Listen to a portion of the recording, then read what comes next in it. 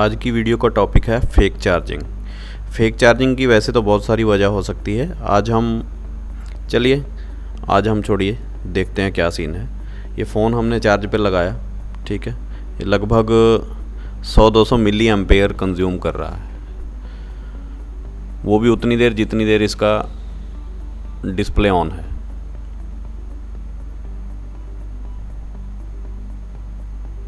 तकरीबन 100-200 के अंदर ही हमारा ये रेंज घूम रही है। जैसे ही डिस्प्ले बंद हुई आप देख सकते हैं वो 100 से भी नीचे चली गई रीडिंग, 10-20-50 ऐसे रह गई है, ठीक है। तो चलिए इसको ओपन करके देखते हैं क्या सीन है। सबसे पहले हमको आई स्कैनिंग ही करनी चाहिए। कोई भी प्रॉब्लम हो बोर्ड में, हमको यही देखना रहता है कि पहले बंदे ने क्या किया है। अगर किसी ने किया है तो क्या फ़ोन वाटर डैमेज है, कुछ टूटा हुआ है। जैसे कि देख पा रहे हैं बैटरी कनेक्टर की 2 पिन जो है वो ख़राब हो गई है, सही नहीं है। तो सबसे पहले हमारा टास्क ये रहेगा कि हम बैटरी कनेक्टर ही चेंज करके देखेंगे इसमें।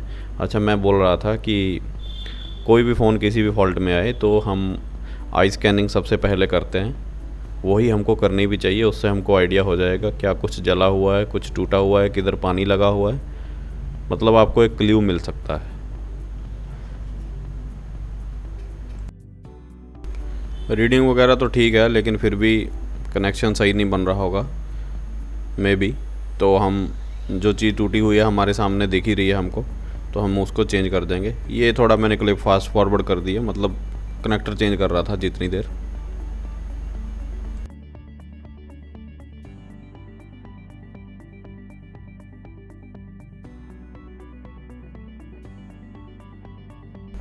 जैसे कि हम पहले बात कर रहे थे, फेक चार्जिंग की वजह तो बहुत सारी हो सकती है।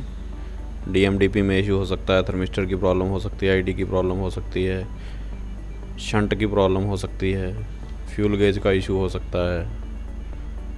एक वजह और रहती है बैटरी का सेल ख़राब हो जाना। तो इस वीडियो में हम यही देखेंगे कि अगर बैटरी का सेल ख़राब हो गया है तो उसको हम कैसे चेक कर सकते हैं। हो सकता है आने वाले टाइम में एक आध दिन में मैं शायद आपको सेल चेंज करके भी दिखाऊं। बहुत बार कुछ ऐसी बैटरीज़ रहती हैं, जैसे कि यही मॉडल है जो हम देख रहे हैं, इसकी बैटरी अभी मार्केट में मिल नहीं रही। तो इसका मेरे ख्याल से हमको सेल ही चेंज करना पड़ेगा। हम क्या करेंगे, BMSCC का यूज़ कर लेंगे, बैटरी मैनेजमेंट सिस्टम। और बैटरी का जो सेल रहेगा वो हम सेम MH ढूँढेंगे किसी और ब्रांड में, किसी और मॉडल में, और वो हम इससे रिप्लेस करके देखेंगे। मे बी अगर मैंने किया तो मैं वीडियो ज़रूर डाल दूँगा उसकी। चलिए, तकरीबन हमारा कनेक्टर चेंज हो गया है। आगे हम देखते हैं क्या सीन है। आई स्कैनिंग ज़रूरी है। आई स्कैनिंग कर लोगे तो आपको आइडिया हो ही जाएगा कि क्या करने जैसा है क्या नहीं। जैसे आई स्कैनिंग से मुझे ये पता चल रहा है ये फ़ोन वाटर डैमेज है और काफ़ी सारे कंपोनेंट वगैरह इसमें टूटे भी हुए हैं, कुछ गले भी हुए हैं।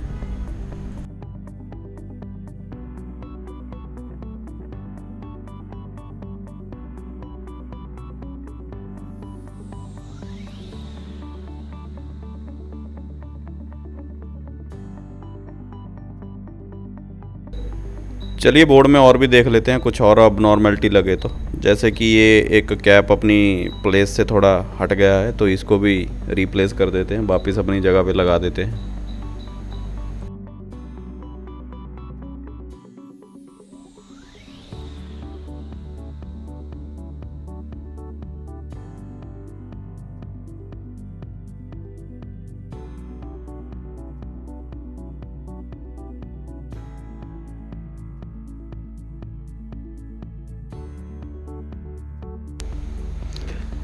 चलिए बोर्ड को थोड़ा कूल डाउन कर लेते हैं, ठंडा कर लेते हैं, और देखते हैं चला के क्या रिज़ल्ट निकला।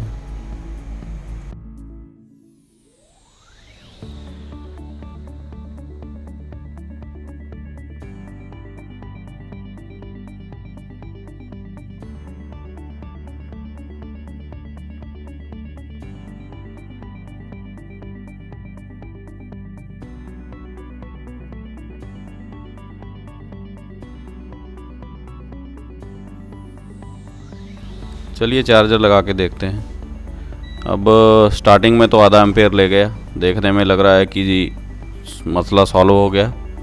लेकिन चलो देखते हैं कितनी देर ये रहता है स्टेबल। नहीं, फेक चार्जिंग ही है, भले ही ये कोई एरर नहीं दे रहा, लेकिन करंट की कंजप्शन देख के पता चल रहा है कि चार्जिंग फेक है। वो सिर्फ 13 मिली एम्पेयर ले रहा है, मतलब 13 मिली एम्पेयर ले रहा है। ठीक है, तो फेक चार्जिंग ही है। अब और क्या करने जैसा है, चलिए आगे देखते हैं।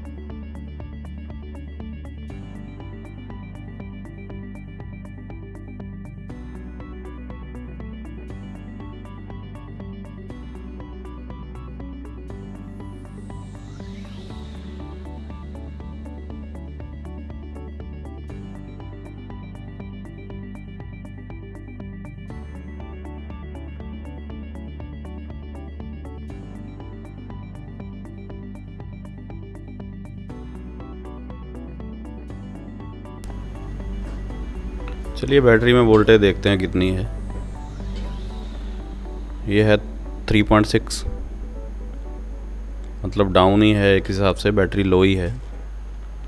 फुल रहेगी या चार्ज रहेगी तो फिर तो 4 पॉइंट समथिंग जाएगी, 4.2 के करीब।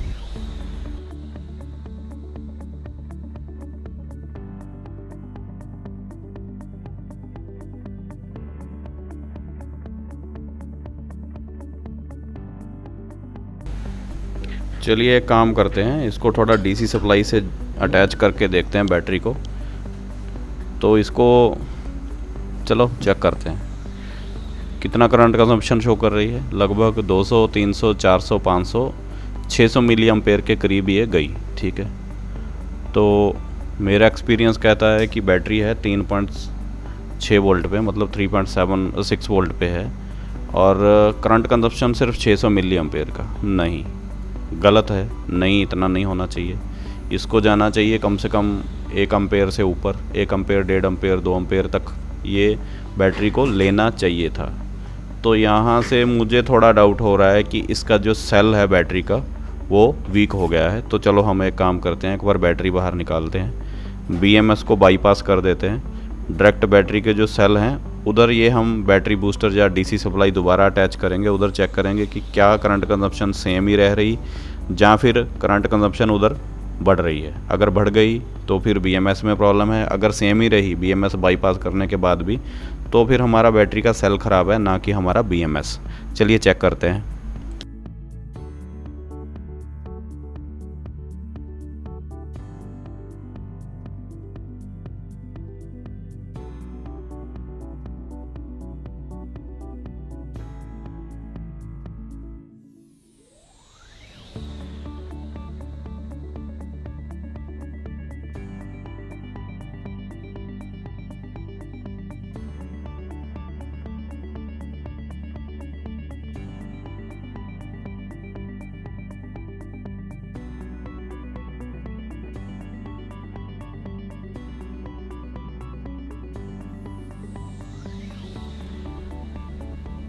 तो डीसी सप्लाई डायरेक्ट सेल पे लगाने से क्या हो रहा है, तकरीबन 700 से शुरू हुआ और ये गया तकरीबन 1000 मिली एम्पेयर, मतलब 1 एम्पेयर तक गया। जबकि सेल में हम देखें तो 3.6 वोल्ट ही है।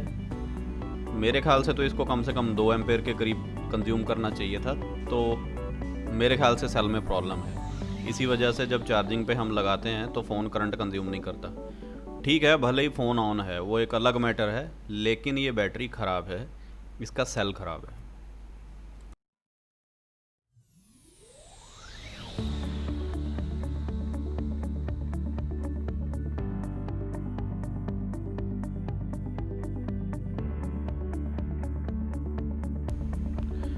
तो चलिए, एक बार बैटरी हमने बूस्ट करी है, दोबारा फिर से एक बार चेक करते हैं। चार्जिंग लगाने पे आधा एम्पेयर इसने लिया, 800 मिली एम्पेयर लिए, फिर से आधा एम्पेयर।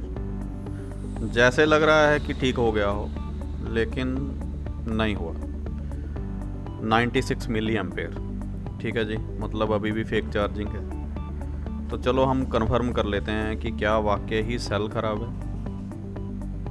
चलिए, उसका भी एक फंडा है, देखते हैं ट्राई करके।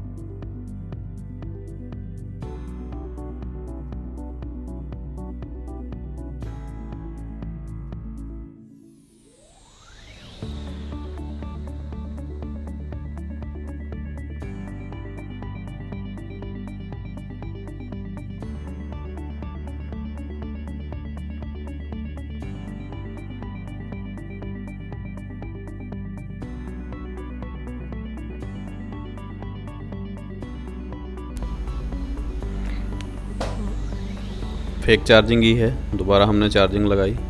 तो चलो आप एक काम करते हैं, ये जो हमने बैटरी का पैक बनाया हुआ था, मतलब शॉर्ट किलर आप कह सकते हो हाई एम्पेयर के लिए, वो हम एज अ बैटरी सेल यहाँ यूज़ करके देखते हैं कि क्या करंट कंजप्शन बढ़ती है या नहीं। ग्राफ में आप देख सकते हो, जैसे चार्जिंग स्टार्ट हुई थी 500 मिली एम्पेयर पे गया, उसके बाद 0 पे आ गया था वापस। ठीक है, अब देखते हैं क्या सीन है जी। सेल लगाने के बाद सीधा करंट कंजप्शन हुई 900 मिली एम्पेयर, कहने का मतलब तकरीबन 1 एम्पेयर। देखते हैं क्या ये स्टेबल रहता है। ग्राफ पे आप देख सकते हो और अब भी देख सकते हो कि 900 पे गया। क्या ये स्टेबल रहता है या फिर ये फिर से लो आ जाता है। इतनी देर लगती नहीं थी, वैसे ग्राफ में आपको टाइम भी दिख ही रहा है। हमारी प्रॉब्लम सॉल्व हो चुकी है। तो इसका कंक्लूज़न क्या है? कंक्लूज़न ये है, बैटरी भी लगी हुई है, जो ओरिजिनल साथ में आई थी वो इसलिए लगी हुई है क्योंकि फ़ोन को BMS चाहिए।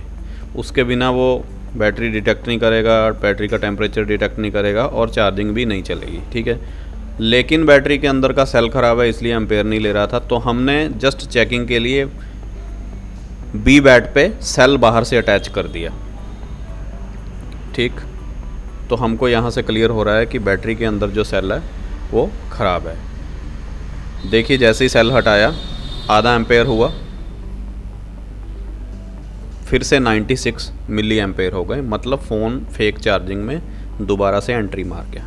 ठीक है, तो ज़रूरी नहीं है ऑलवेज़ थर्मिस्टर की आईडी की ही प्रॉब्लम हो फेक चार्जिंग के लिए, बहुत बार सेल की भी प्रॉब्लम होती है। अब बैटरी की ये हालत हम देख सकते हैं बिल्कुल नई है, लग ही नहीं रहा देखने में कि कोई फॉल्टी हो सकता है सेल इसका या बैटरी कुछ है, लेकिन फिर भी प्रॉब्लम है।